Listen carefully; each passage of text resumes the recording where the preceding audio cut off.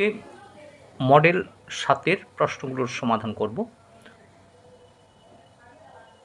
প্রথম প্রশ্ন দেখো কি বলেছে। একটি ভগ্নাংশ আর তার অনন্যকের গুণফল। একটি ভগ্নাংশ আর তার অনন্যকের গুণফল সর্বদা 1 হয়। তাহলে সঠিক উত্তর কত হবে? না 1। এরপর দেখো দ্বিতীয় প্রশ্ন বলেছে একটা সংখ্যা দেওয়া আছে, সংখ্যাটা কত? 50872231। এর সংখ্যাটির দুইয়ের স্থানীয় মানের গুণফল। দেখো বাম দিক থেকে প্রথম যে 2 আছে, যেহেতু দুটো 2-এর স্থানীয় মানের গুণফল চেয়েছে, তাহলে আগে 2 দুগুণে 4 লিখবো। এবার দেখো বাম দিক থেকে প্রথম 2-এর পরে কটা ঘর আছে? না 3টে ঘর আছে। তাহলে তার জন্য 3টে শূন্য বসিয়ে নাও। আর দ্বিতীয় 2-এর পরে 2টো ঘর আছে, তাহলে তার জন্য 2টো শূন্য বসিয়ে নাও। তার মানে উত্তর হবে 4 লক্ষ। মোট 5টা শূন্য, তাহলে এটা হবে 4 লক্ষ। এটা হচ্ছে অপশান সিতে আছে, অপশান সিতে আছে 2-এর অপশান সি 4 লক্ষ। এরপর দেখো বলেছে সত্য মিথ্যা নির্বাচন করতে হবে। তাহলে বাম পক্ষে দেখো কি আছে? 20 যুক্ত 8 ভাজিতক 4 মাইনাস 2। তাহলে 20 থেকে 8 যোগ করলে কত হলো? না 28। 28কে এবার কত দিয়ে ভাগ করা হবে? না 4 বিযুক্ত 2 মানে 2। তাহলে ভাগফল হবে কত? 14। আর ডান পক্ষে দেখো কি বলেছে, না ওই একইভাবে বন্ধনীতে আছে 20 যুক্ত 8 ভাজিতক 4 বিযুক্ত 2। তাহলে সমান কি হয়েছে? না 20 আর 8 যোগ করলে হচ্ছে 28 ভাজিতক 4 বিযুক্ত 2। 28কে 4 দিয়ে ভাগ করলে কত হচ্ছে? না 7 বিযুক্ত 2 সমান 5। এবার 14 আর 5 একই সংখ্যা নয়, তাই এক্ষেত্রে যে সমান চিহ্ন দেওয়া আছে তার সেই সমান চিহ্ন হবে না, অর্থাৎ বিবৃতিটি মিথ্যা। 1-এর 3-এ কী হবে? না বিবৃতিটি হবে মিথ্যা হবে। 1-এর 4, এরপর দেখো 1-এর 4, 1-এর 4-এ কী বলা আছে? না 6 দশাংশ।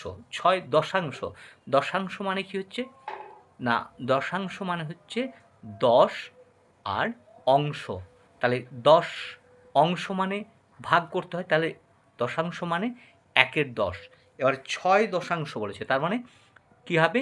না 6-এর 10, অর্থাৎ 0.6। তাহলে কোনটা আছে 0.6? না অপশান এতে, 1-এর 4 অপশান এ 0.6। এরপরে কি হচ্ছে? না 1-এর 5-এ দেখো কি আছে? না 1-এর 5-এ বলেছে 4 বছর পর নিতাইয়ের বয়স y বছর। 4 বছর পর নিতাইয়ের বয়স হবে y বছর। তাহলে বর্তমানে নিতাইয়ের বয়স কত? 4 বছর পর যদি y বছর হয়, তাহলে এখন তার বয়স 4 বছর কম হবে, অর্থাৎ এখন তার বয়স হবে y মাইনাস 4 বছর। y মাইনাস 4 বছর। তাহলে 1-এর 5-এ y মাইনাস 4 বছর। এবার দেখো 1-এর 6, 1-এর 6-এ কী বলা আছে? কথায় লিখতে হবে। কে কথায় লিখতে হবে? না p/3 মাইনাস 4। এই অঙ্কটি এর আগে আলোচনা করা হয়েছে, তবু আলোচনা করে দিচ্ছি যে p/3 তার মানে p এর 1/3, p এর 1/3 থেকে 4 কম বা 4 বিয়োগ, যে কোনোটাই লেখা যাবে, 4 কম বা 4 বিয়োগ।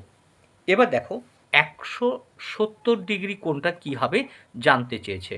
1-এর সাথে কী বলেছে? 170 ডিগ্রি কোণ। তাহলে 170 ডিগ্রি কোণ এটা হচ্ছে কি? না 180 ডিগ্রির চেয়ে কম আর 90 ডিগ্রির চেয়ে বেশি। তাহলে 90 ডিগ্রির চেয়ে বেশি এবং 180 কম হলে আমরা সেই কোণকে বলি স্থূল কোণ।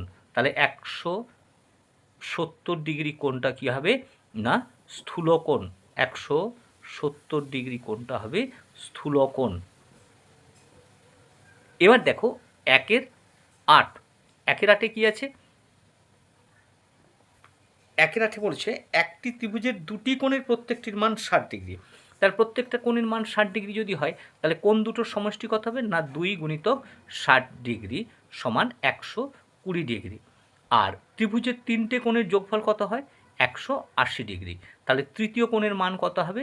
না 180 ডিগ্রি মাইনাস 120 ডিগ্রি সমান কত? 60 ডিগ্রি। তাহলে 60 ডিগ্রি যখন হচ্ছে তাহলে ত্রিভুজটা কী হবে? না সমবাহু ত্রিভুজ হবে। 3টি কোণই 60 ডিগ্রি, তাই ত্রিভুজটি হবে সমবাহু। 8-এর অপশান সি সমবাহু।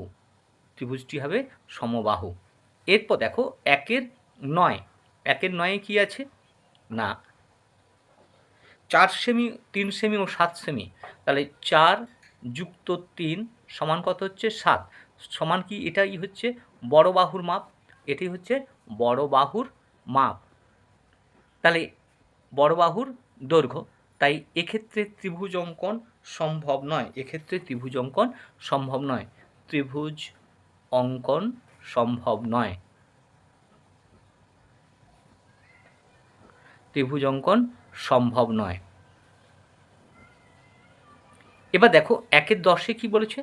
না 1-এর 10-এ বলেছে বৃত্তের ব্যাস ও ব্যাসার্ধের মধ্যে সম্পর্ক। তাহলে বৃত্তের ব্যাস কী হবে?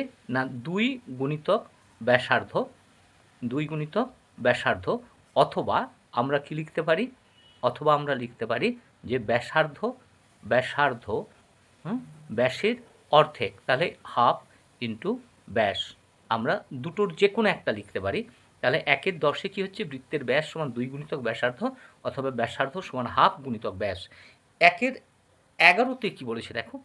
যে একটি ফিতার 7-এর 8 অংশের দৈর্ঘ্য 56।